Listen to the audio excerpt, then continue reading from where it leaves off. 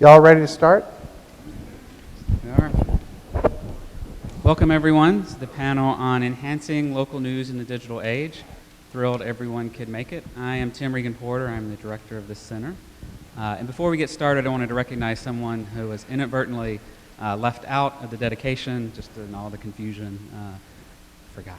But a very important person on campus. We've got a great student newspaper here called The Cluster that has a rich history. And I want to recognize Kaylee Manson. Is she here?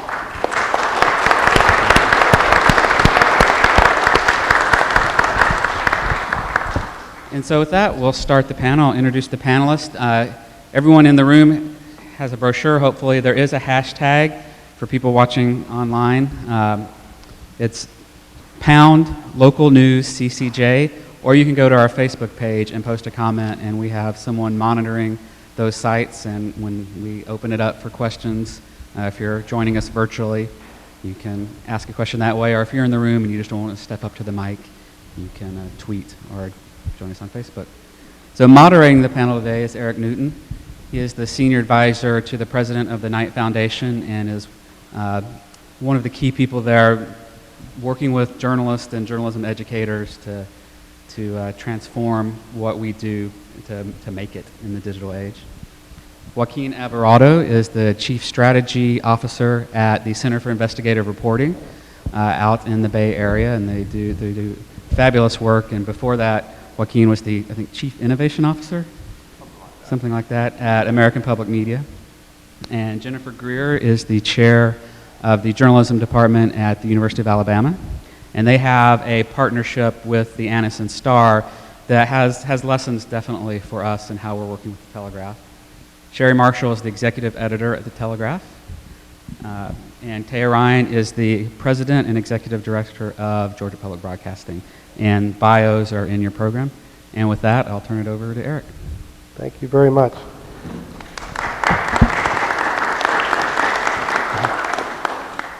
Okay, here we are. Digital media. Anybody got the cell phone today? How many cell phones are there? All right. Well, I don't need to say much now, do I? We've got social media, we've got mobile media. This is the media of this generation. You're coming of age during major new forms of media. Now, the news is that this has happened to every single generation in American history. There has been a different form of media on the rise during every single one of the 12 generations that we've had ever since the colonial pamphlets. And, we talked today about digital natives, young people who have grown up only in the world of digital media and how that makes you different from folks who haven't. Well, at some point back in the day, somebody was saying, our kids have grown up in the world of newspapers. There was never any newspapers before they came along. And someone else said, our children have never known a world without photography or a world without television. But there is something very different about today's world. The digital age is a profoundly different form of mass communication. Unlike all the ones that came before, the digital age is a network. It's two-way. Everything else was, one way in terms of mass media. And what has that done? It's created a new communications dynamic. If Facebook were a country, it would be the third largest country in the world. On the other hand, it's created what they refer to as disruption of traditional media economics. Advertising diminishing for newspapers because you can put it on the web. And so you get a situation where we've lost 15,000 local journalism jobs in the United States in the past 5 years. We had a major report on this called the Knight Report for Information in Needs of Communities, and it talked about how local news in the United States is becoming really uneven from place to place. And then the FCC followed up with their own report, and that said that there's a crisis in what they called local accountability journalism in the United States. Here in Macon, there's some things going on that give hope in this current situation and make us think that maybe in this city some things will be different. In other places, Pew and others have done studies on cities like Baltimore, where the newspaper is producing only 1/4 of the journalism that it produced before. And despite that diminishment, newspapers are still the #1 source of original reporting in America. And that's what makes it really kind of strange when we see polls that say 60% of Americans think that if their local newspaper went away, it would be no big deal. They just get everything on the web. But it comes from the newspaper to get to the web, the original reporting that gets echoed through the echo chamber. So we've got a really unusual situation in communications history right now. You're living through it. And so the first question I'd like to ask our panelists today is how the digital age is affecting them in their careers. And let's start with Joaquin. Hello. I want to actually, if I can, Eric, start with my own question, and that's these pink T-shirts. What do those refer to?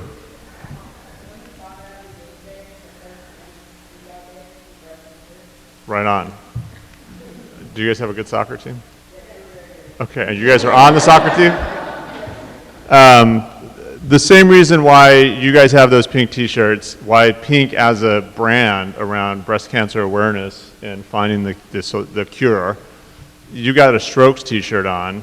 I mean, there's this. We do this all the time. I'm going to use an analog way to tell the story of digital and how it's changing. You are responsible for building your own brand. If you care about something, you have to be able to communicate about that thing, right? If you like the Strokes, or maybe that's a friend's T-shirt, I don't know. But you wear it because you are reinforcing and extending that brand, right? You guys are reinforcing this notion that we can find a cure for breast cancer and raise awareness and do all these things around that and be a really good women's soccer club team. So digital really provides the opportunity and really holds organizations accountable, right? You can no longer say, I'm just going to do what I'm going to do and it really matters. No, because now there's a lot of data that tells you how does it matter? How many people are paying attention?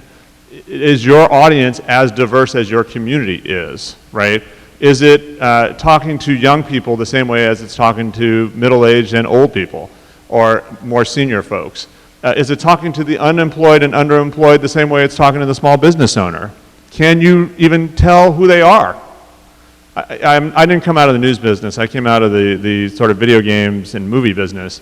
But when you are in any environment now, you have to be willing to both articulate and defend the thing you say you're about.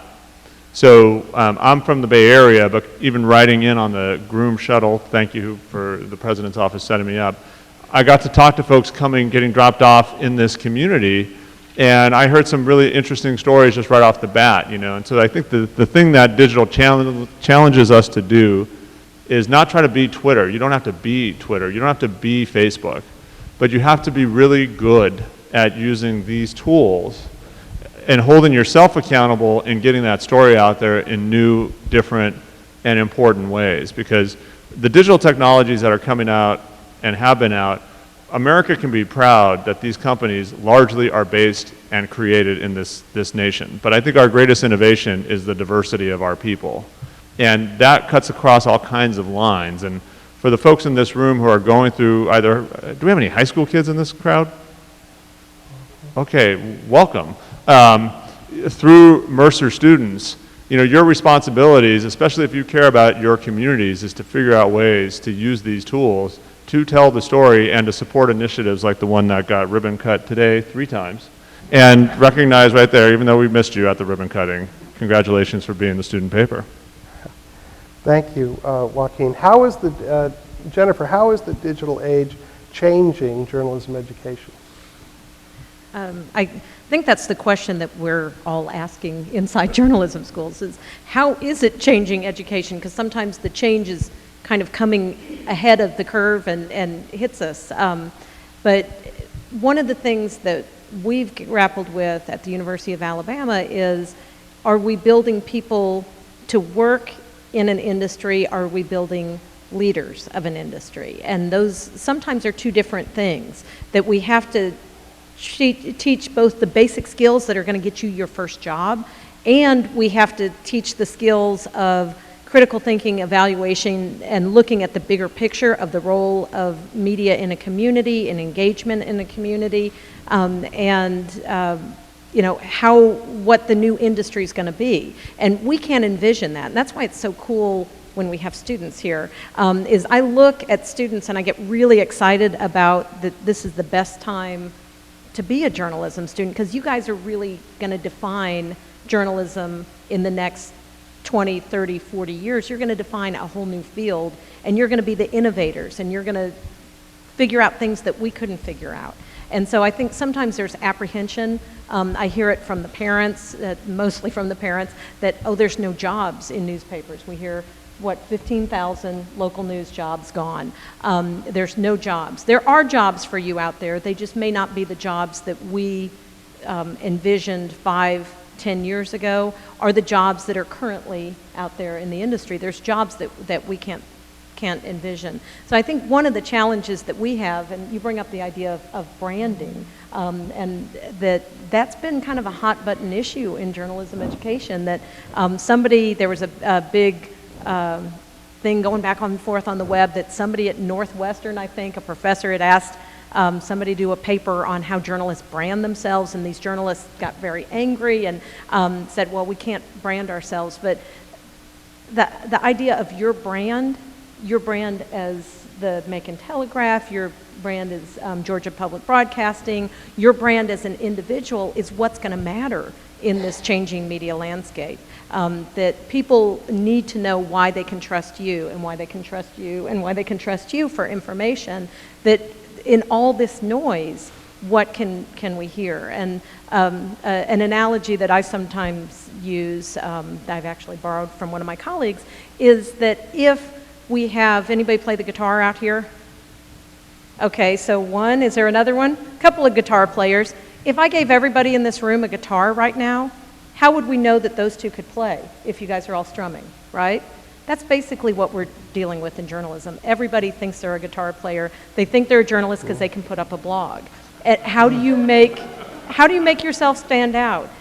In journalism schools, I think we have it's a dual role right now. We have to teach you the core values, but we also have to teach you this whole new skill set that we don't even actually know what it is yet, because it's changing so rapidly. So I think maybe one of the big changes is that we are looking to people out here to teach us what we need to teach them.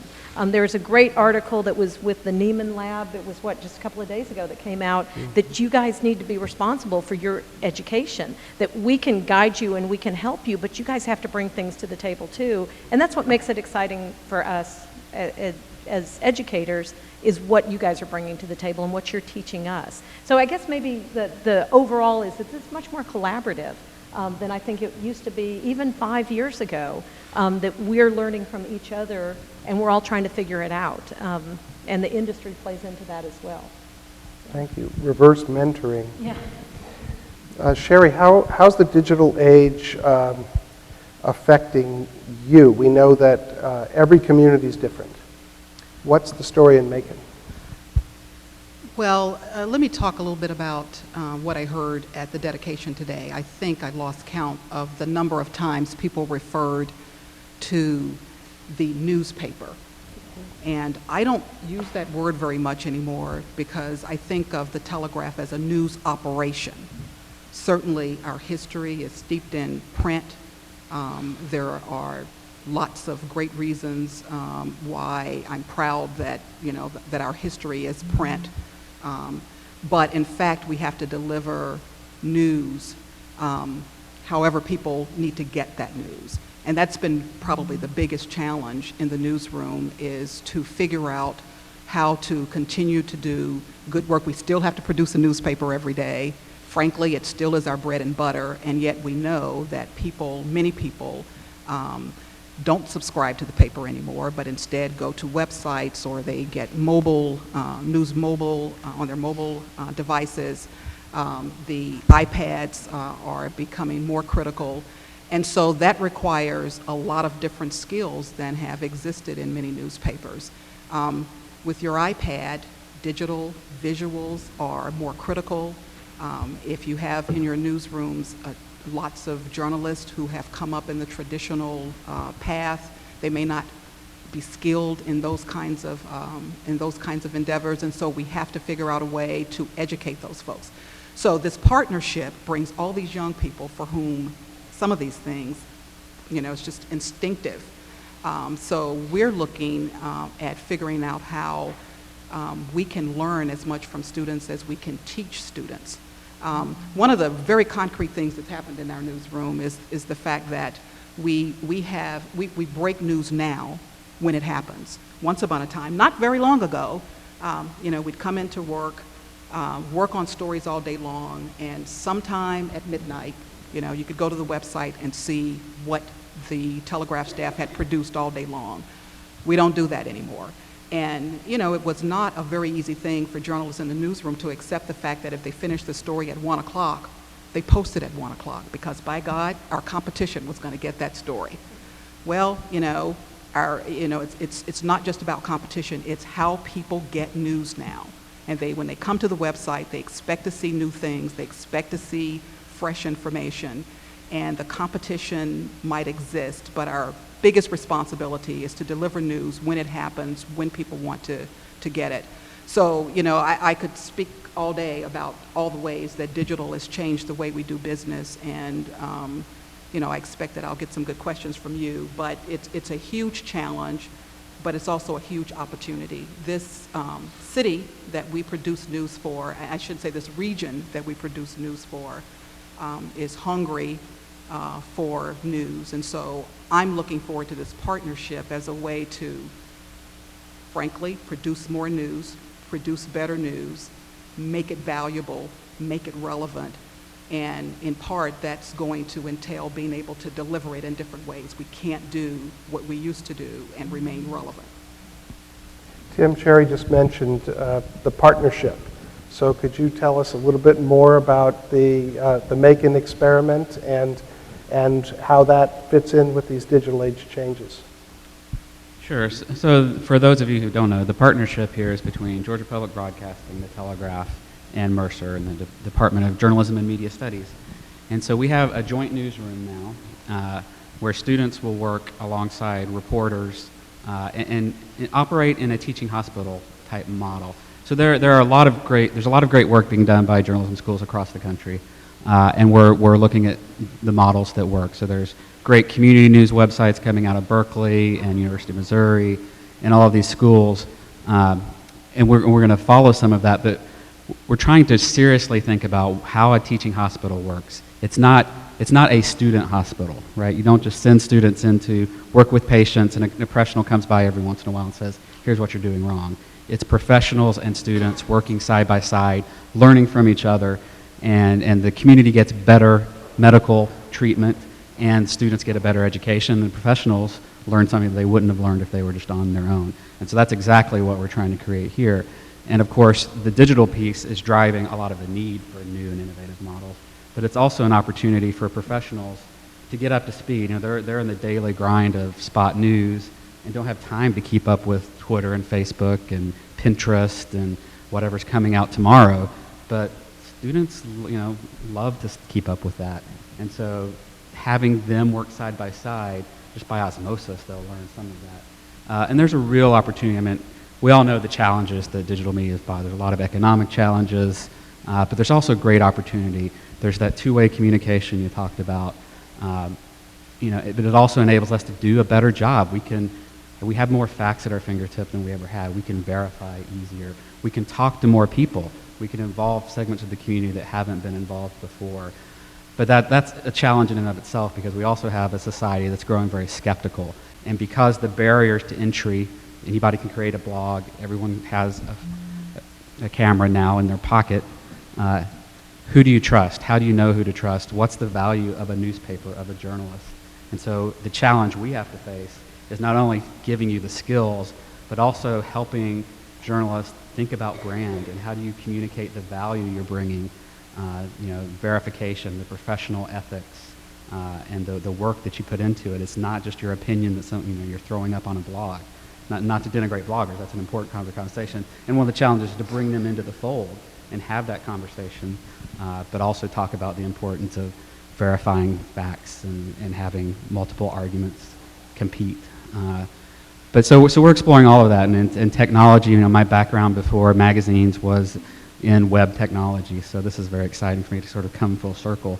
So we're exploring all sorts of new angles, new technology we can bring to bear, and a different slant on the news. Instead of just being focused on what are the articles we're going to publish tomorrow, and then the next day, those articles we lose sight of them and we move on.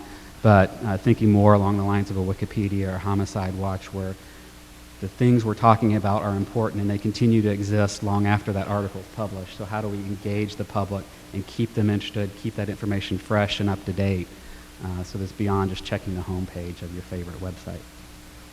Taya, you're one of the most innovative public broadcasters in the country, but at the same time, you have to run a business and satisfy your core audience, and that's used to the kind of quality that public broadcasting provides. So how do you handle the two different things? Well, I think that's been the tension that's been really experiential as we've talked about this partnership, because there is a lot of energy around moving into new media within this partnership and in any business, and it's not just around journalism. It's around all media. So since at GPB we do more than the news and journalism, we do a range of things, and there's just as much pressure in everything else that we produce. But there's a real focus within this partnership to look at how new media technologies create a relationship between the journalist and the community and the journalist. And it was a really interesting and very challenging question to answer, which is how does GPB enter into this partnership? Because it can, at one point, we wanted to create here, which we have, a localized radio station, which is GPB Macon. You can listen to it in the morning. It's GPB. It's just, we have talent that's dedicated now to Macon and Middle Georgia. But how do you do that when you have to maintain all your regular audience? So there was at one point, Knight challenged us and said, why are you even doing radio? Why even go into this partnership doing old-fashioned, old technology radio? And it's a fair question. Why take on that expense? Why bother to do that? And the truth is, it's like Sherry said with the paper, the physical paper itself, it's the bread and butter. So I got to create the old-fashioned bread and butter, the radio station, and because that's where we'll make our money to sustain ourselves still, even though Facebook could be the third largest country in the world. It actually ain't a great business model yet. It's still losing money, right? About to make money, but still. No, you're right. Yeah, it's still losing money. The investors aren't real happy either. Right. So, I mean, here's the bottom line, and I do something which very few of you, 5 of you in this room have to worry about, which is how the business is going to sustain. And you are at a place where you get to dream and not have that pressure, and whoa, that's just a wonderful place to be. But the pressure that it puts on us, and probably 90% of you in this room will continue to put pressure on us, is the concept of open sourcing, meaning it's just open communication. It's two-way, it's free, information is free. That has all kinds of implications, which is who to trust and who not.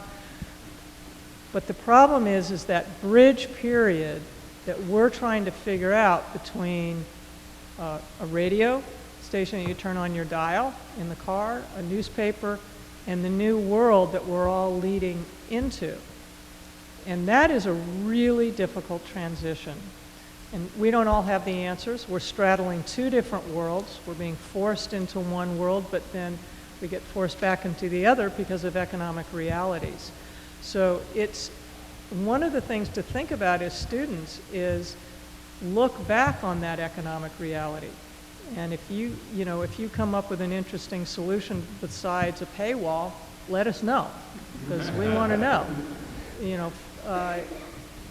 I don't have it entirely at my benefit a huge amount of so-called advertising. So how do I survive in that economic world? And those are the things that we struggle with. One of the things I wanted to add to branding that I think is so important, and it came out of the conversation and further conversations that we've had with the very bright people at Knight, and there was a whole list of sort of to-dos that I got from them, but one that I think might be very relevant here in terms of the conversation about branding, they said, quote, and I did not make this up, they did, show your roots, which is such an interesting concept, which means show the process of creating the play before you show the play. Show the process of creating the play. Show the process of finding and discovering the story. So Sherry says they come back and they're going to post a story. Well, are we in a world where the journalist says, I'm going out to cover this story, then the journalist posts, I'm at the story, I'm coming back and here's what I think I learned, look for the full story in 2 hours. Now that's a really different world. So what we've started to think of doing is holding nothing back and being completely transparent to the point we can. Obviously you can if you've got a scoop and you really believe that you've got to present the whole thing out at once. But there are times when you can show the individual process and you engage the community, whatever community you're engaged in, is now a participant in the process of reporting a story. That's a really new world, and that's a place where each one of you can experiment. Wait a minute. Okay. We're talking about a time here when folks like us don't seem to know the answers. And it's because we don't know the answers. In fact, it's such an unusual time that the people who run major media companies admit they don't know the answers. Arthur Sulzberger, who is the publisher of the New York Times, says he doesn't know in 5 years if the New York Times is going to be on paper or if it's going to be only digital. And so the people I'm a little suspicious of are the ones who are certain they know exactly what the answer is going to be. This morning we talked a little bit about this transition period where the old journalism metaphor was that we were the gatekeepers and everyone had to come through our gate. And we said what news should go in the newspaper or what news should go on television, and people consumed it. People were an audience. But now people are a community, and the fence is gone, and the gate is gone. But at the same time, most people are still walking through where the gate used to be, because our media consumption is generational. And people my age and my father, you cannot separate him from the daily newspaper. So it really is an unusual transition period. I'd like to ask the panel, it's kind of a free-for-all, another question, because several of you have mentioned the notion of community engagement. And I'm not sure that we would all agree on what that is, or maybe we'd have different slants on the same thing. So who wants to try saying what they think community engagement means to them? Oh, I see Tim is volunteering. And then Sherry. Well, in terms of the center, we have some very specific community engagement goals. We'll be doing a couple projects every year to dig deeply into a topic. And it's similar to the News 21 model out of the Cronkite School, where we'll bring students in, we'll have professors and professionals from various disciplines come in and talk about a particular topic, say K-12 education. And we'll address it from all the different academic angles and have, as well, superintendents and teachers come in and give their perspective. And then we'll immerse them in research and journalism around that specific topic. And engage, can you not just go off and, to your point about being transparent with what you're doing. We're not just going to go off and do investigative reports and in 6 months drop it on the community, but to engage the community in a discussion and say, what do you think of your school system, and what do you think you need out of it, and what's your perception of the Macon Miracle? What do you understand the facts? What are the rumors you're hearing, and let us help separate fact from fiction, and what have other communities done? So it's creating that dialogue. First of all, figuring out what's important to the community. And we know education's important because of the research Knight has done and their community initiatives, as well as the reaction to the Macon Miracle and all the dialogue that's happening. But in the future, we're looking at technology that will seek out local experts from the community, people who are willing to get on the phone when we need research on a particular topic and give their opinion and give their expertise. Does everybody know what that is, the Macon Miracle? Who is, really? Ask who doesn't know. I'd like to raise Who my hand. doesn't know? Who knows what it is? It's okay not to know. All right, then now it goes. Who knows what it is? Who knows what it is? Okay. If you haven't raised your hand in either of these, what did you got some baby dough. Tim? So the Macon Miracle is a plan that the superintendent here in Macon unveiled right when I started, I think back in February, right before I started. Macon has many challenges in its educational system, and it needs some bold approaches. And this was in many ways bold, and some community members supported it, and many thought they didn't like this aspect or that aspect, and there was a lot of tension and heat, and there was a student march. But it had many components that was looking at shaking up where students went to school and having centers of excellence in particular areas, and teaching Mandarin Chinese to all the students in the district, which they have actually started. Who speaks Chinese? One? Just checking. You would think they would need tutors. They do. The Confucius Institute, above our building, or above our floor in the center, is a whole floor of young Chinese men and women who've come here to work with students and teach them Mandarin.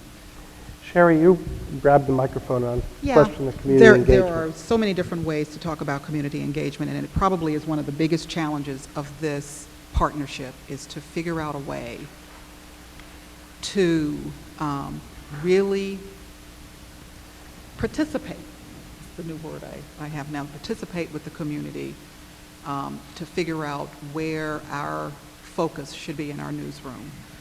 We are accustomed to sort of setting the agenda. We might say that we listen to the community. We know these are the things that are most important to the community. And, over the course of my long career, there have been many efforts to go out and ask people, hey, it's the election, which 5 issues do you want us to write about? But there's a difference, I think, in asking people, what do you want us to write about, as opposed to trying to have a dialogue with people about what we do and how we do it. And I'm not telling you that it's going to be easy. That is probably, one of the things that I think will be a huge challenge for us. But the other day, last Sunday, we published the new TV schedule. And, it's a story about what's going to be on TV this fall. And with that, we published a grid showing you all these new shows. And we published a grid from like 2007. And I got a call about it, and then I got a second call, and I thought, my gosh, aren't people ticked off? Won't they call us and tell us? There are people who don't call us anymore, and to me, that means they're not engaged. So that's a different level of engagement. If we make an error, You know, do they call us and tell us, you got this wrong, because that tells me that they're paying attention and they trust us to get it right. So we have that issue to deal with. We have this issue of the bloggers, the people who take us to task because we haven't done a good enough job reporting on bad things that are happening in the school system. And so we take 5 months and thousands of dollars, you know, where we're trying to not just spread rumor, but to look critically at data and information and talk to people before we then report out on what we've heard. So, you know, in the meanwhile, I'm getting flack because the Telegraph isn't doing its job. People are not engaging with us when they think we're not doing our jobs. So it is a huge challenge. We are, the grant that Knight has provided requires us to do some community engagement projects, and we'll be doing one next spring. And we think we know what we're going to, you know, what our topic, our general topic will be. I think that'll be maybe the first real example of how we really, really, really invite people to the table. And it may be very difficult, and, you know, it may make some journalists kind of squeamish because we're sort of not accustomed to people telling us how to do our jobs or how to do our jobs better. So I think it's a huge challenge, but I think that it's absolutely the way we have to go. You know, people don't want just to be talked to or preached to. They want to be engaged. They want to be involved. Now, that level of involvement ought to be informed, and that's one of the things that we hope we can do, is we can bring people together who can talk to all of us, journalists and citizens, about, you know, some of the issues and provide some expertise. And then as a result of that, we report out what we've found. And maybe that makes a stronger community. Maybe that provides people with things that say, you know, we can change this community. We are, you know, we are stakeholders. It's, you know, this is our community. Yes, the newspaper provides leadership, you know, in presenting people with the issues that we think, you know, we need to tackle. But it's our jobs. You know, it's our jobs to fix our community, and the newspaper is just a conduit, you know, in which we sort of talk to each other and provide good information that helps us make good choices. One of the frustrating things on our end is, backing up just a little bit, the nice thing about all the changes in the industry is it has forced collaboration between the media partners in a community and the journalism schools. And for many, many years, they were very separated, which, you know, in other models, like a medical model, that just seems insane to folks. But because the community media partners cut back on staff, they needed bodies. And there are bodies out here in the audience. We can see you.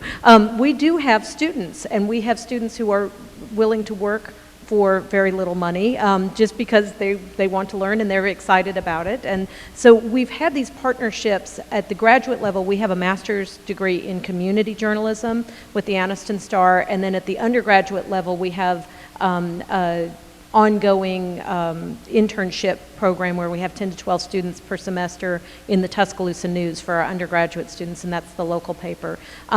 We have really tried to work with our community media partners and saying, where can we deploy these wonderful resources that we have, our students, to help you engage with the communities? Where do you need help? And so, for example, in Anniston, there's a little community outside of Anniston, Oxford area that's called Heflin, and when the interstate went through, you know, like the movie Cars, where the town got bypassed. Basically, Heflin is a town like that. No one ever covers Heflin. I mean, it's very rare that if there's some big crime spree or something that happens, they might go cover it. But there's nobody out there covering this community. So we had one of our graduate students working together with a community-based or a computer-based honors program person build a online community hub for Heflin. And, you know, it was kind of like the if you build it, they will come model of journalism, that we're going to provide a place where Heflin can tell its own stories, where they can share information, and, you know, this is the Heflin Community Hub. We tried the same thing with the school district in Anniston, with the city school district, that we will build a community hub for that school district. And the Tuscaloosa News has tried the same thing they had an experiment called Tusk Neighbors, where they were doing hyper-local neighborhood online hubs. And our students were going out and covering every little community meeting, trying to engage with folks in the community, and we would have some success, and it would just fade away. And I think that's one of the frustrations. I think a lot of media outlets have seen that. They want to do this. We just don't know what works yet. But these amazing communities erupt on their own, the communities of interest that will erupt on their own in social media. And, what role does the journalist play in that? But I think, again, this is going back to Eric saying we're not really sure exactly what the answer is. But these, the hyperlocal hubs that we think people will become engaged, they don't. And we're not sure what the magic bullet is to help that. But one of the things we like to do at journalism schools is to provide those opportunities that people can fail at. I mean, because it's our failures are much less costly for us than they would be for the newspaper or the TV station in town. So while the last two panelists are grabbing the microphones, I want to tell you, speaking of community engagement, we're going to take questions. So when Joaquin and Taya finished, just step up to the microphone there and fire away. You've got a, the journalistic Garden of Eden here to ask as many questions as you want about anything you want to ask about. Joaquin? The journalistic Garden of Eden. Well, I think there's one simple answer in that people have to feel like what you're doing is useful, right? So we did this big series in California. There's no earthquakes in Georgia, right? There's an occasional every 200 years you have a really big one, I think, but California we worry about a lot. We did a big investigative series where we found out that nobody was really inspecting all the public school buildings in the state very well. So that turned into this lots of data holding people accountable, lots of reports. We distribute to most of the newspapers in the state of California, like big lift journalism. Started meeting with parents at public schools, and we're holding the state accountable. We're doing everything. We're getting an A+ in doing great investigative journalism. And we start talking to the parents. And what do the parents need? This is good information. How do I keep my kids safe? So we're like, okay, well, we're like, you should call your state assembly. They're like, okay, we got that. How do I keep my kids safe? And they meant literally what to do in an earthquake. So we're like, oh, like literally the light bulb got out and we did this. So we did a coloring book. And we printed up a few hundred and said, when we go do our public engagement around the state, we're going to bring some coloring books so parents and kids have a coloring book that teaches the kid how to be safe. Well, we thought we'd give away 200 of these. We went through 5,000 in a week and a half. And then we started getting requests for other languages, Spanish, obviously. So we went through 5,000 Spanish, 5,000 English. Then we got requests for Mandarin, Chinese. Then we got Tagalog. Then we got Vietnamese. We're going to print another 100,000 of these for the upcoming Fleet Week in the Bay Area when the Navy's in town. And then we're going to have 300 Marines passing it out to families who are coming out to Fleet Week. That, to me, is community engagement. Like, it's not that hard. Like, go into somebody's home, spend an hour with them, and look at what they have in their house. What do they use every single day? If the newspaper's not there, it's because they don't find it very useful. But you will definitely find the medicine's there, the food is there, the things that they need are there. So I think that we have to just do enough direct, actual face-to-face. You got to be close enough to catch a cold in order to qualify for being community engaged. If you're not, then you're not community engaged. You got to it's got to be, bugs have to be transferring here. And I also think you have to let the tone be different, right? So where before it was like, this is the information, you must now read it if you want to be informed. Try anything, try everything. It's like, you guys are in high school up there. I did a lot of high school programs, especially I grew up in Oakland. It can be hard to reach kids. Our philosophy was anything that works is a good start, right? And if it doesn't work, you don't have the time to waste, and you certainly don't have any money to waste. Stop doing things that don't work, right? And if you go to a lot of news organizations and you go to a lot of journalism schools, and I've visited a lot, they're mostly doing things which we know pretty much don't work, But it's like emperor has no clothes. Nobody's willing to say, dude, your entire career is over. I'm sorry, you got to move on. So since you've got this is like not a do-over, this is a completely blank slate with what's happening here in this community. You guys got to blow this up. Be the Sundance, as Sundance is to the film community, be that for community local journalism. It's the world's first multilingual investigative coloring book. You heard it here. Tay, you're going to talk about community engagement, but I really wanted to ask you to explain what you're doing that involves high schools and cell phones and football that no other major public broadcaster in America is doing. Well, you know, I would say with community engagement, I like Sherry, I think of it in this way, because we're public media. My value to the community is my distribution reach. My value to the community is that I have the ability for lots of people to talk to one another. Right now, we talk to them, but we do have the ability to let them talk to one another. And so one of the ways that I think about community is to open up my airwaves and say, okay, if we're running GPB radio in Macon, I have to make sure that the voices that Macon hears are voices from Macon, not just our voice. So let me just say that in terms of community. And everything else everyone said here, but I think that we can't deny that the strength and the economic value of any media is its distribution base, and its reach. With high school football, you know, when I first took this position at GPB, I said that I would travel around the state and I would listen. Because, you know, one of the first jobs is if you say you're in public media, that means you have to reflect the public. It's essentially your media system, which makes it different from a commercial system. So what are you saying, what you, Georgia Communities, are saying that is in your medicine cabinet? And I am from California, so I am immune to football. Basketball, maybe, the Lakers, yes, but football, no. But what I heard in the smaller communities and the larger communities is the power of high school football and what it does to bring communities together. What it does on Friday nights for the parents, for the school systems, for the entire community is quite impressive.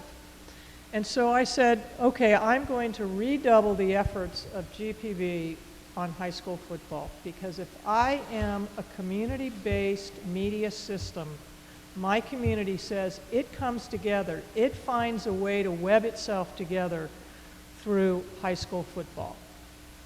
So we have made an enormous financial commitment to high school football. We have a web game every Friday night, and we have a game on television, 2 different games.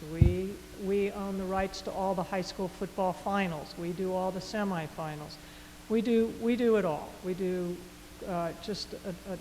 the whole fall is high school sports.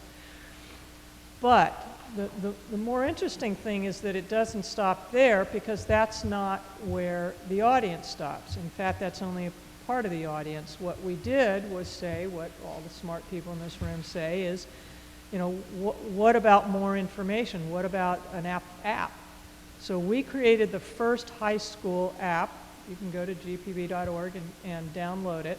The first high school app in the country. And it took off like wildfire. For a long time, it was the top 25 most downloaded sports app on Apple, which stunned me, and mostly I wanted to shoot myself because I didn't charge for it. So trust me, that's the true pain, and I can't go back on it.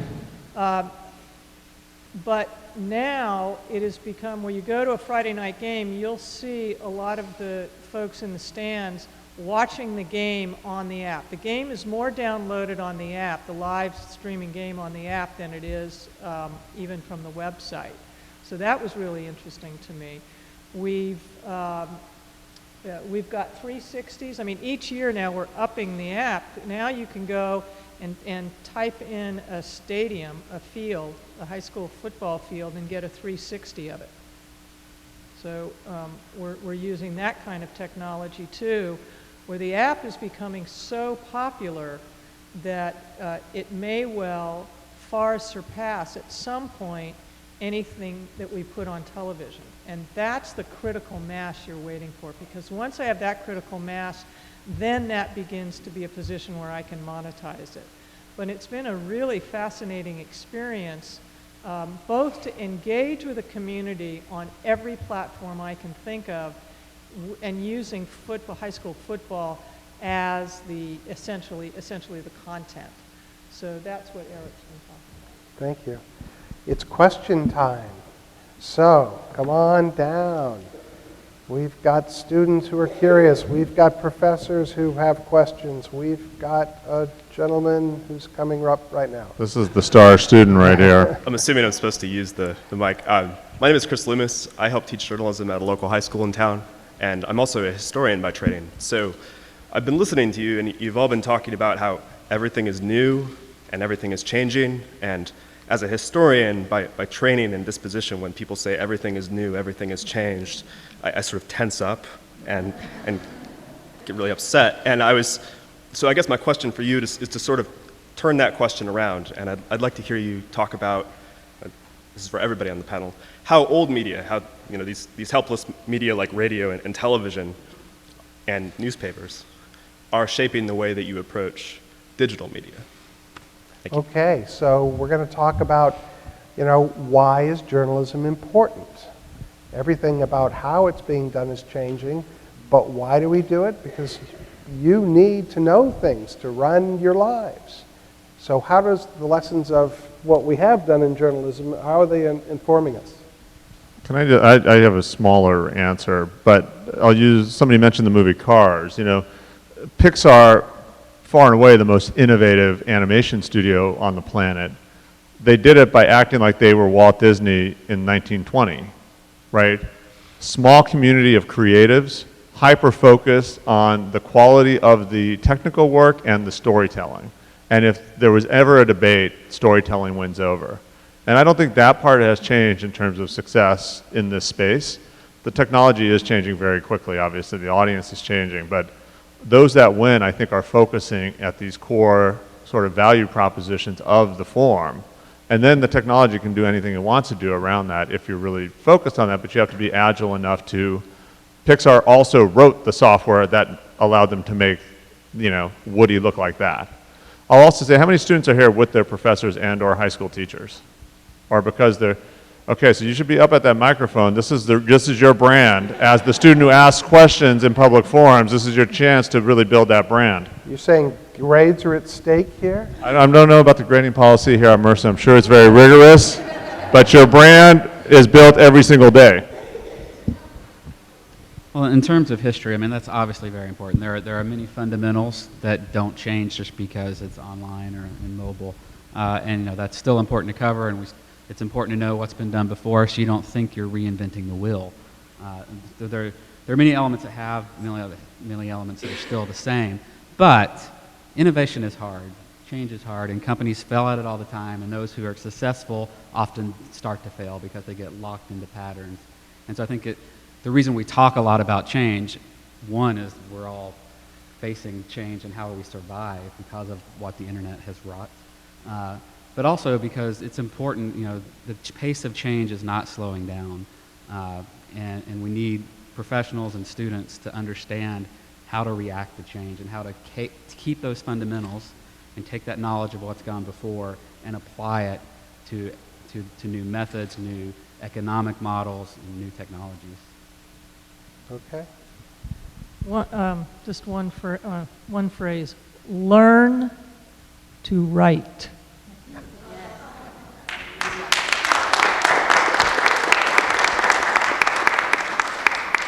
I think only the adults were clapping.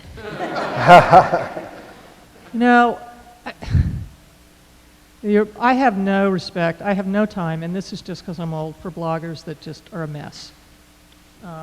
Because if their writing's a mess, then I figure their mind is a mess, and I don't need to listen to them. So I think there really are some basics here, and the truly good, we were talking about this at lunch, and Eric said, I said that what makes a truly great journalist is only one thing.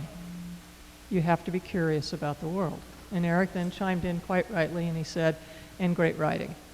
And I'm not sure which is first, but really, at the end of the day, the innovation is the tool. It's not the art.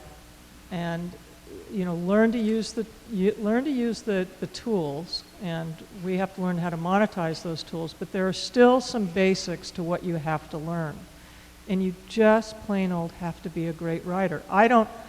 Unless you want to go off and be a photojournalist, which is completely legitimate, and is there ever a journalist that does not think that a photograph, now a video, is worth 1,000 words? They are indeed, and I have tremendous respect for those journalists who want to go into war zones and take pictures.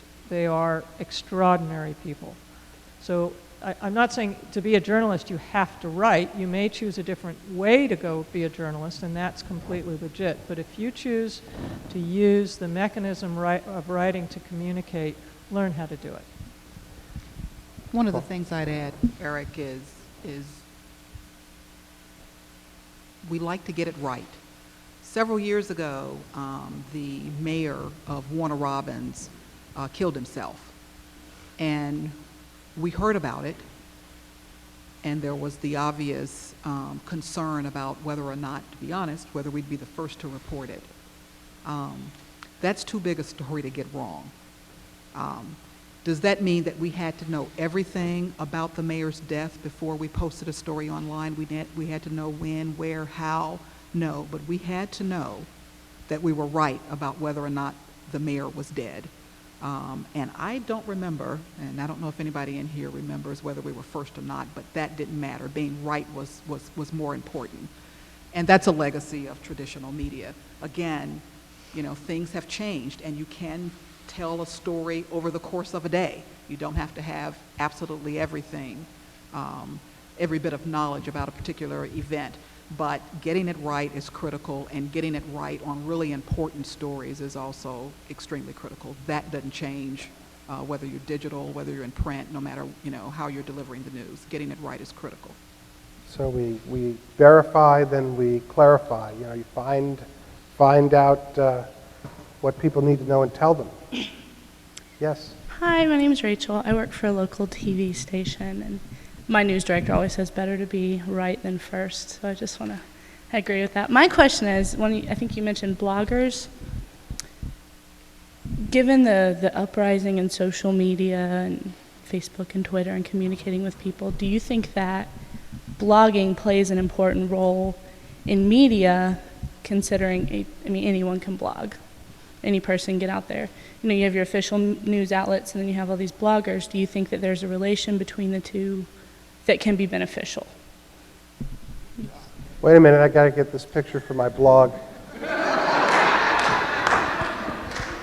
Well, I think absolutely. That's the ecosystem now includes bloggers, and if you're following certain parts of the world, that may be the only information you're going to get out of it on a regular basis. So there already is a tremendous impact from the blogging community and the posting community in the journalistic space. I think what's not totally mature right now are all the platforms where you can really validate even just who is doing the blogging. So we're still not at the age, we're close, but we're not at the age where you're just instantly known. You can't be anonymous anymore. That day is coming, right, on the internet. It will be almost impossible unless you have a lot of resources to be anonymous. So, but even just the basic mechanics, not all the way there. But it's beyond argument, in my opinion, that the blogging community has built a really important part of the ecosystem of journalism that's not going to recede. I think it will be more fully integrated, more effectively integrated. It will develop, but it's there already. One of the things, we have an Intro to Journalism or Journalistic Principles class, JN 101. It's a one-credit class. 150 to 200 students in it every semester, they all start a blog their first week. That's their first assignment is they get on WordPress, or if they have another platform they want to use, that's fine. They have to have a blog. What we do in the journalism school is we talk about what values they bring to that blog. Because we know that regardless whether they're going to work for a traditional news organization, go into public relations, they are probably going to be blogging. And I think it was controversial on our faculty when we said, everybody's going to start a blog day one in this. We had a couple of students that said, I'm not comfortable writing for the internet. And I'm thinking, okay, you need to change majors because this is not the place for you. But it is a way that we can teach what we would call responsible blogging, and we bring all the core values of journalism and grammar and things like that to the classroom, so that that we're unleashing hundreds of bloggers every semester out into the ether. But it's a valuable skill that we can't shy away from. And so people who aren't teaching blogging, I think, are just making a huge mistake. Let's take some more questions. We can always talk about blogging. What would you like to know? Thank you very much. I was hesitant to come. I wanted the students to have an opportunity, but I'm a former mayor of the city of Macon, and I have a question. I believe, as Thomas Jefferson did, that if I had to choose between democracy and a free press, I probably would choose the free press as well. Having said that, you mentioned that you want to get it right, Ms. Marshall, and this is local, but yet, as they say, all politics is local, so all news is local as well, even though it has international reach now with the media, the social media and so forth.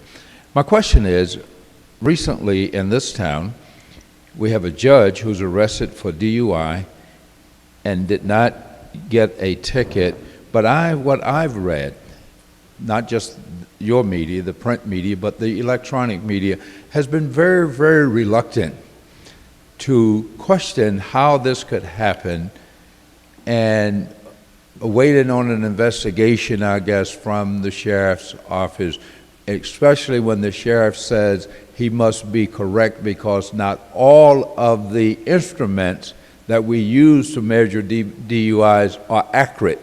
But yet in the same weekend, 51 other tickets were issued using that same instrument, but yet no one else gets an opportunity to have theirs recalibrated. And I'm wondering, where's the media go with that? When do we really Jack, get the we're real... working on it.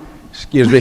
We're working on it. Okay. We definitely are working on it. There's so many questions about that incident. I've talked with some of the folks on this panel about that particular incident, but there are lots of questions, both about this particular incident and about the one that happened last year. And for those of you who don't know, a judge, a Superior Court judge, was stopped at a sobriety checkpoint and blew into the device that tells whether or not you're intoxicated or not, and by all accounts registered .083. But he was not arrested. We are told he was allowed to drive home, and someone followed him, and so an investigation is underway. I don't know exactly where that's going to lead, but we are working multiple angles on that story. The thing that I must say, though, is that you have to have people respond to your questions, and sometimes you have to request open records and say, give us this information, and they have a certain amount of time before they have to respond to our open records request. So you just have to be a little patient, but we definitely are asking lots of hard questions on that. Sherry, this reminds me of something that my son, I was at my house in Florida a while back, and my son was texting and told me that a friend of his had died on the operating table. She was getting plastic surgery, and she died on the operating table. It took the local newspaper a week to do the story. Everybody knew about it right away because all the students texted each other. But the newspaper had to reach the doctor, had to talk to the lawyer, had to talk to the family of the student, and so it took them time Do you feel, because people can now find things out instantly and they're probably texting each other all about these things, do you feel pressure to have to do things faster than you can actually do them? Absolutely. Absolutely. It gets a little bit to that blogging issue. All the information that's available to a journalist digitally, all the sources out there that you can Google are available to you and to any blogger. And some of them are quite smart, and they go out and they can get just enough information, that it creates this sense that you're not on top of your game because you are trying to verify information.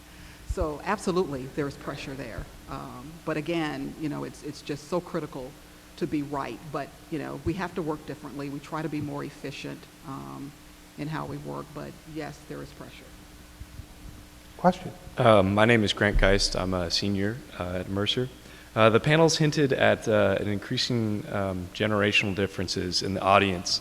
How's the industry trying to bridge this difference, and what are some of the ways that you guys are seeing this happen? The generation gap. Boy, we're all of the same who's the youngest? I won't say a whole bunch about this because I do too much of this already. I have a 22-year-old and a 17-year-old, and about a year ago, my 22-year-old said to me, "Mama, it's all about Twitter." She's not on Facebook anymore. It's all about Twitter. She was at school at Georgia Southern, and she knew more about what was going on in Macon than she ever had. She knew it in sound bites, but she's engaged in a very different way. So I actually think that newspapers that waited until young people became mature enough to, they voted and had children and bought houses and became sort of engaged, have a great opportunity to reach young people now because of this, the digital devices that are so natural to them.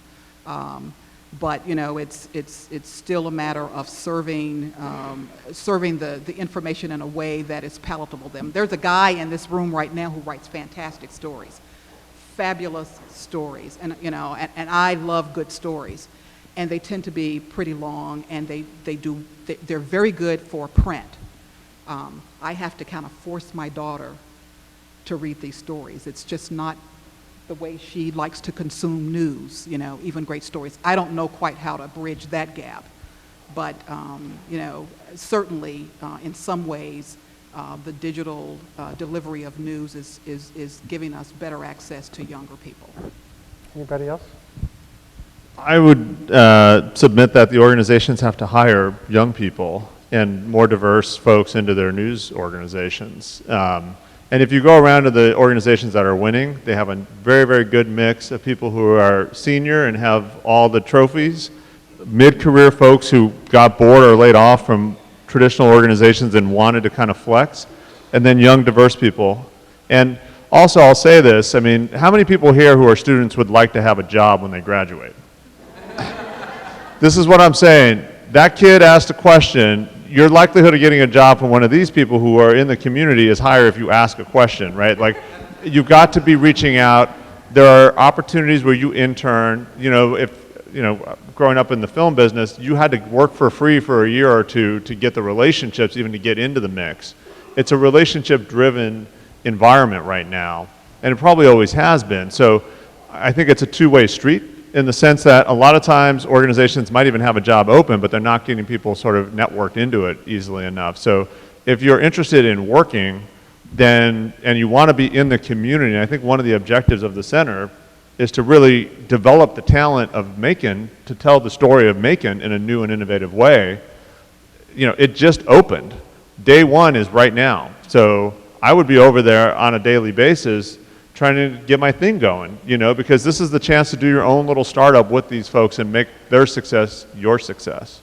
The one thing I will say, it is amazing to me how many young people are like older people when it comes to journalism. How many young people, have, I don't know if we've just sort of molded them and made them what we are, in other words, they come into the newsroom with some of the same kind of visions of what it is to be a journalist, and sometimes they leave some of the things that are most creative about them behind because we've taught them that, and that's one of the things that we've got to stop. And that's going to be the challenge. You talked this morning about culture, changing the culture. being able to really embrace what young people can bring. And, and by the way, I know there's a lot that young people have to learn, so I'm not, I know that my staff will say, oh goodness, they can't write, they can't do this, they can't do that, but there's so much more in terms of ideas and creativity that young people can bring, and we have to try to accept that in a way that we haven't before. We can't just try to mold them into traditional journalists. That's my view. But Sherry, can I ask a question? Sorry, Eric. No, do it. Do you have a regular coffee with students from Mercer? Well, I'm having breakfast next week with one of the young ladies who's, doing a little bit of work with us and maybe struggling about whether or not she really wants to be a journalist. She's very interested, and yet I think that she's a little bit intimidated because she thinks that we want a certain kind of person. So yeah, and one of the things that I hope that the Telegraph starts to do is to have some very informal engagements. The doors are open. Students are walking in. Students are engaging with a reporter who grabs a kid and goes out and knocks on doors. In a story that he was working on, he grabs a college kid and goes out and knocks on the doors with that kid. So yeah, I'd say that we're starting to have those informal relationships a lot more. Yeah. One of the biggest changes in news consumption is that the folks of my generation did what I would call appointment news. We had an appointment at 6 a.m. with the newspaper. We had an appointment at 6 p.m. with the television news. But my sons are networked into the world, and they believe the news will find them. So they don't have an appointment at 6 a.m., but the way that they've hooked themselves up, they consume an awful lot of news. It just comes to them in different ways, and that is an entirely new way for traditional media to have to think about it. It's the difference between a destination brand and a distributed brand, and it's a big consumption change. There's another question. Hi, my name's Jonathan Dye. I work with the Macon Arts Alliance here in Macon, and before that I was a editor of 2 community newspapers in the area, weekly newspapers. And one of the things that I've read a lot about I worked in the newspaper industry for about 7 years before taking the position as a director of communications, and sort of flipping to the other side, I guess. But one of the things that we look at a lot in talking about social media and on the communication side of things is being able to tap into influencers online. How do news organizations deal with the influence of individuals online? Like, how does that affect the way that you do business, and how does that affect your approach to growing the reach and widening your audience? I've actually done a little research on this. I had a student and a team of students where we looked at the sources of information on the top 100 Twitter feeds, which, does anybody know who has the top Twitter feed? Lady Gaga. And so, yeah, I'm sitting here reading Kim Kardashian's Twitter feed, and I'm thinking, okay, this is great journalism scholarship here. But when we looked at when they linked to information, where were they going? What sort of sources? And we pulled out categories of people like business, politics. Where were those links going? Because my hope was that they were still going to the legacy news media, the traditional news media. Actually, the number one place that was linked in my study was, CNN, the traditional New York Times, Anderson Cooper. The branded names are the branded journalism outlets. But when I divided it by category, the people who were linking to those, any guess on who was linking to them more than anybody else? It was the Twitter feed from those organizations themselves. So the traditional journalists are using Twitter, obviously, as a way to drive their traffic back there. The other folks are not relying. When they relied on outside information, the traditional media was not the number one. So, yeah, They were using, like, they're going to personal web pages, Flickr, YouTube videos that someone had put up. Politicians would go to party sites, governmental reports, things like that. They were not, and I honestly thought that it was going to be, they were going to the legacy media, and they weren't. And this idea of opinion leadership in social media that we used to have, going back to your history question, there was a theory called the two-step flow of information that was popular in the 40s with the idea that the average people didn't read the newspaper in town. It was the preachers and the mayor and the business leaders that read the newspaper, and they shared that information with their communities. And so it would go media to opinion leader to follower. And that's really what we're seeing in social media, is that's where we get our news. That's, I mean, quite frankly, that's where I get my news, and I'm the chair of a journalism department, is that I go, it's pretty sad, but I see what my network sends me, and I'm going to look at Facebook before I go to CNN or the Tuscaloosa News, because I want to see what the people who are important to me are giving me. And that's the way, I mean, we're all shifting this way. I'm 46, and I have shifted this, and I'm guessing there's other people on the panel that have that same sort of, as you said, distribution model as opposed to destination. Mm-hmm.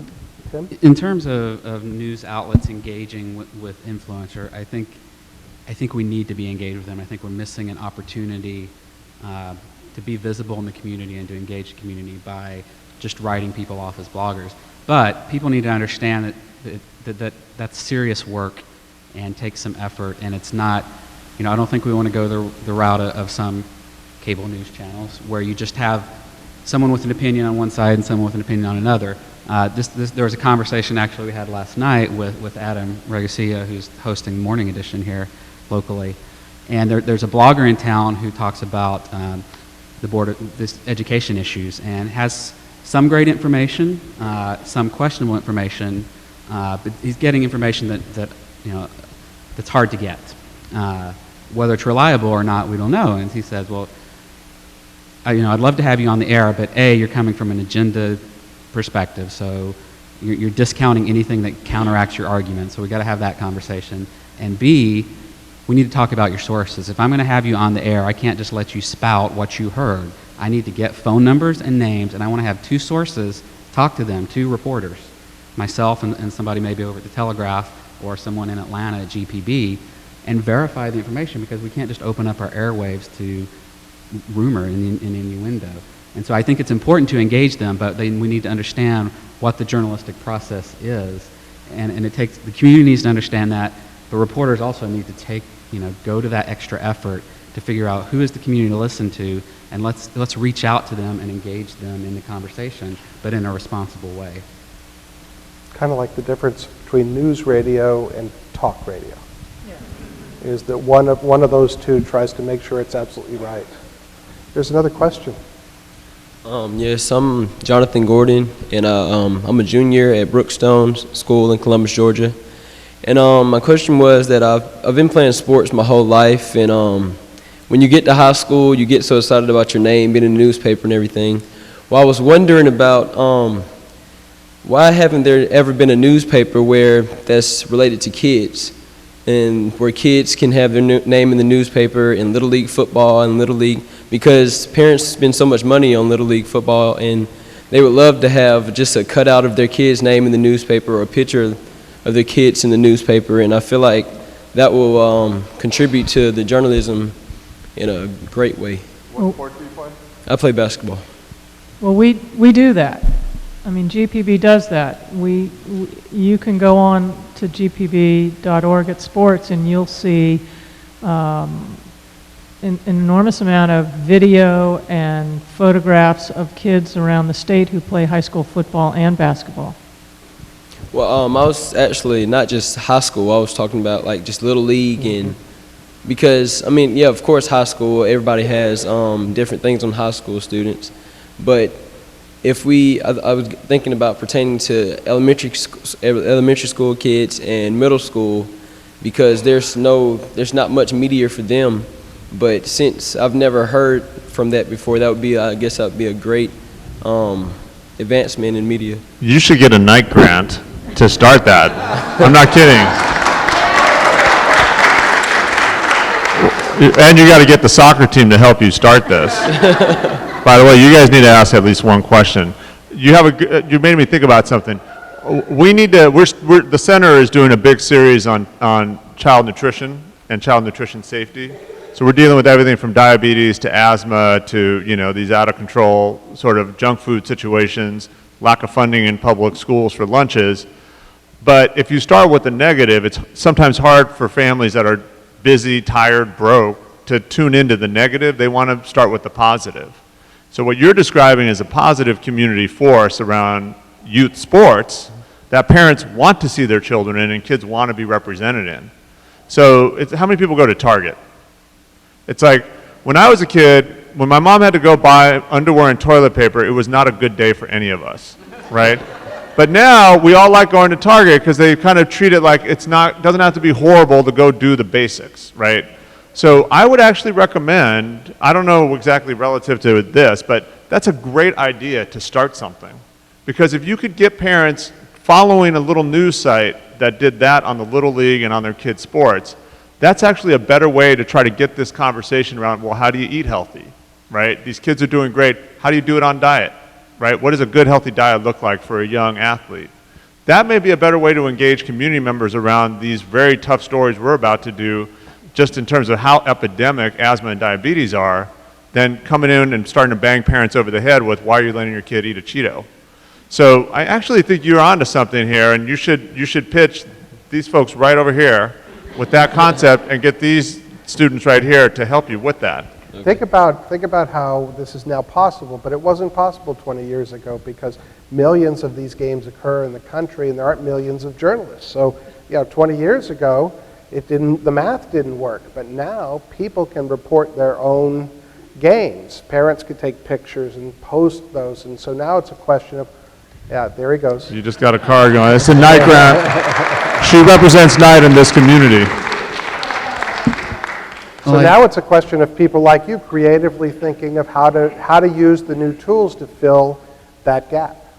Thanks for your question. No problem. And I think that's a good example of the kind of community engagement we need, to hear what people think they, well, not what they think, what they actually want to hear about.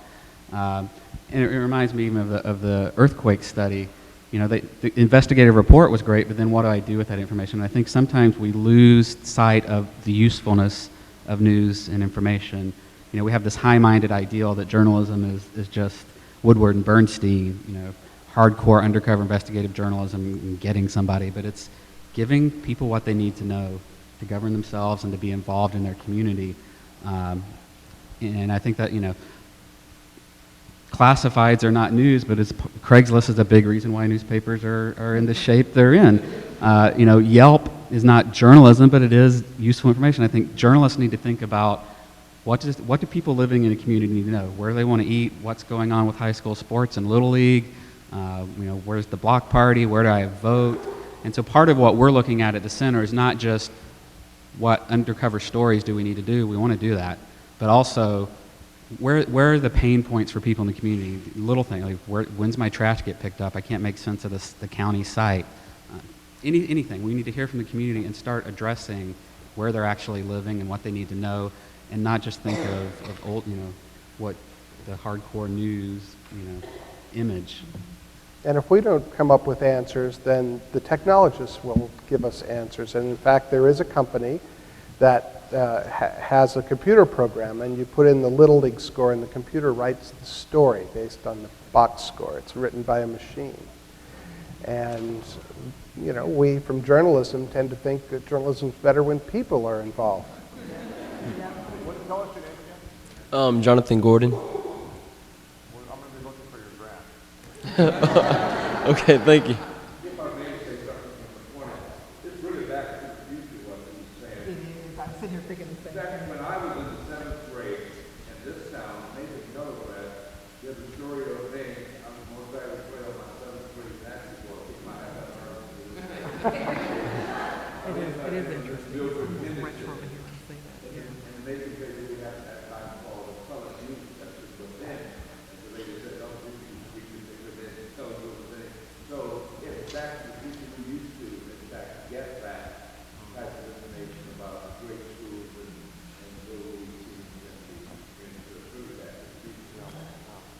Very good.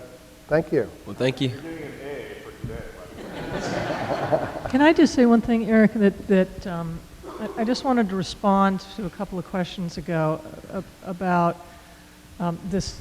Tim referred to it again. This idea that the sort of the rise in journalism schools after Woodward and Bernstein, and we sort of think of that as journalism, and everybody wants to go out and uncover, the hard things, the investigative things in a community, and it's only that or write from a press release, and we don't acknowledge everything else in the middle. But I think that to be aware that there are all kinds of journalism too, and we're not just talking, oh yeah, we know there's sports journalism, and oh yeah, we know you can write about movies and so forth. But there is a form of journalism that looks very different to us, that looks almost literary. And don't forget, that has a value too. The long pieces in the New Yorker are an example. I mean, there are so many great writers, like Joan Didion, who have worked as what you would call a journalist. So I think one of the things to do is to be very open to the way your brand is as a journalist. You don't have to do one thing. There's not one way of being the journalist. So just keep that in mind. I'm curious, the young man from Columbus, what brought you here today? That's a little bit of a jaunt.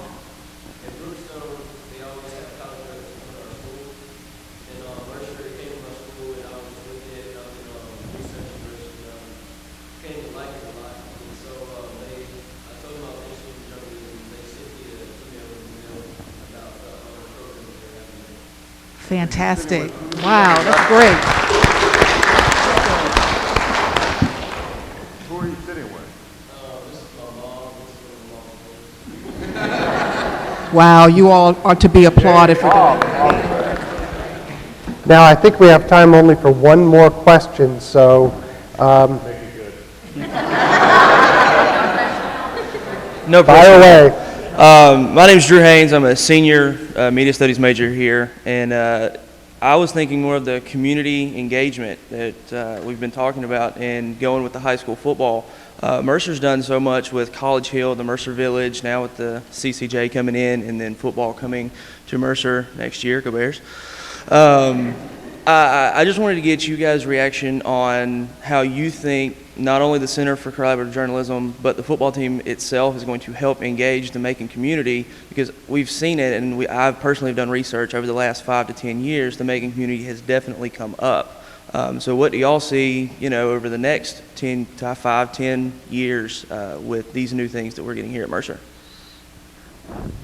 Who wants to take that one? Well, I'm not going to talk about what I think the football teams. I'm not a big football fan, I have to tell you. But one of the things that if you've been in this community a while and you listen to us and we say, there's so many challenges and so many problems. There's been a lot of progress in this community. Lots of progress in this community. And, I think it's so easy to overlook that. And, and I also have to say that Mercer's been very critical to a lot of the good things that have happened in this community.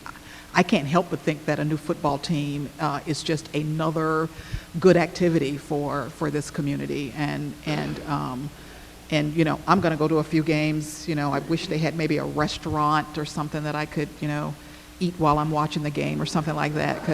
But I think it's a good thing, and I'm curious whether I've heard a little bit of mixed reviews as I've talked to people about the football team, but my view is that it's just one more plus for this community, and it can only help. I'd be curious if other people have different opinions about it. Anybody else? I would also just throw out there that, what the center has and why some of us are here is to be on this advisory board. But that could easily just be once a year we just come and have lunch, think about this community as a leading community for figuring out a really big problem we've got in this country. This country's had a hard few years here, and the solutions are going to come from communities like this one. So be networked, be connected, use this is like your airport to build relationships with other people trying to solve these same problems. This is how you get to them, to us.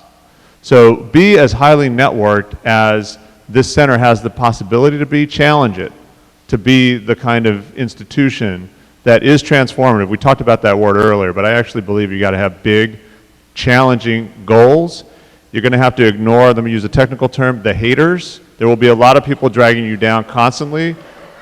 You got to ignore them, because every win you get can be transferred to another community that doesn't have the resources you have. So you actually have a huge responsibility to help affect change in communities like this all over the country. You're not off the hook. You got to get one question. You on the side there too, I see the shirt. You brought your brand in here, now you need to represent it. Way to go. We're going into overtime for this. Okay, my question is that since a lot of people use social media to communicate today, do you feel that it's crucial for your news association to have social media to communicate with the public? Yes.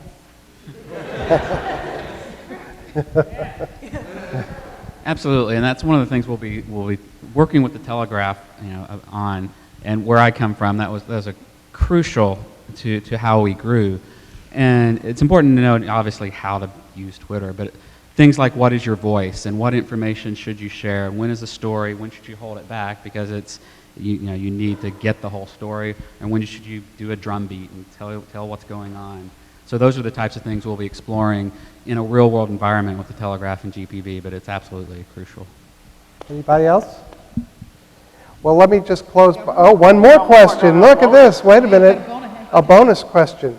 In nonfiction film, we watched this documentary about Edward Murrow and who worked for CBS. And in one of his speeches, he talked about how he hopes like major broadcasting networks such as like CBS and other ones, they don't feel content with just entertainment. Like they feel like they should express like more news to the people and like things that open things up to people that they haven't seen, like even if it's hard hitting. And so like I was wondering, like as a teenager, like when I watch TV, I'll catch myself like watching shows that like don't really educate me.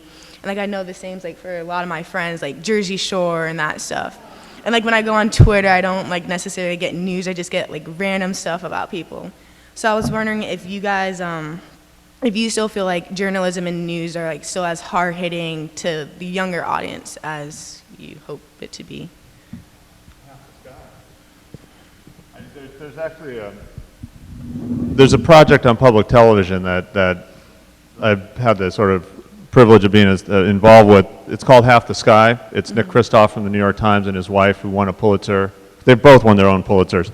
But they're looking at the position of women and girls around the world and telling the story of individual women who have actually fought their way through some of the most hellacious situations you can imagine and then brought change. But this is probably one of the biggest television projects that's going to happen all year.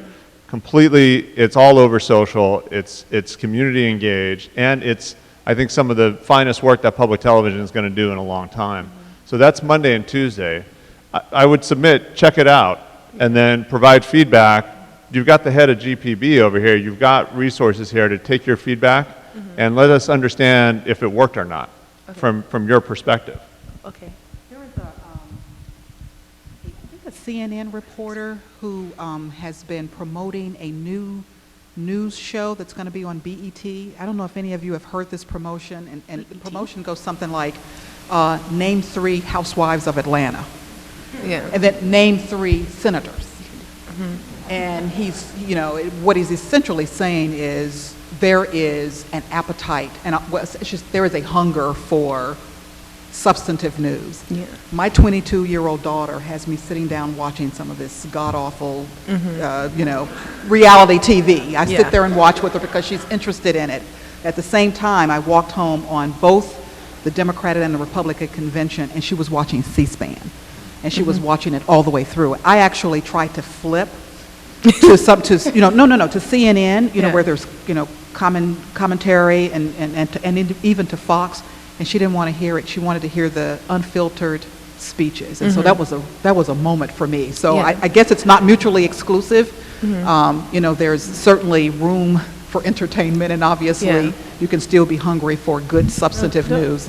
To that, to Sherry's point, don't forget that the way that a number of Latin American countries introduced a number of social issues that were very hard for those cultures to discuss was by putting them into soap operas. So, you know, there are all kinds of ways to communicate, and certainly if we don't use humor and joy and interesting things, we're never going to get there. You know, there's also the old adage that everyone is born a Democrat and everyone dies a Republican. And that, and that's just simply based on you care more about your money, I suppose, as you get older. I suppose that's it. I think, you know, we have to have a lot of patience. I'm a much more voracious absorber of a variety of kinds of news at my age than I was as a high schooler. So I think the fact that you're even answering that asking that question is extraordinary for your age, to be honest. I mean, you have many, many things that can gather your time, but don't forget, there are all kinds of vehicles in media to gain information. And you don't always have to hit people over the head to inform them. You know, I mean, I think, you know, obviously Jon Stewart is the best example of that. How many people here think Jon Stewart does a news show? Come on, be honest. How many people think he does a news show? Come on, don't look at him. How many people think, honest, come on. We said he did. A few more hands, I a like few Colbert more honest better, people. but Colbert's better. A lot more people your age get their news from Jon Stewart than they do from CNN. Yeah. Just add one more twist, though. One of the most important election year stories that was done this year was done by college students in a program called News 21. You can Google it. And so that leads me to the very, very final comment, which is to say, if you don't like the news, go out and make some of your own. Thank you all for coming.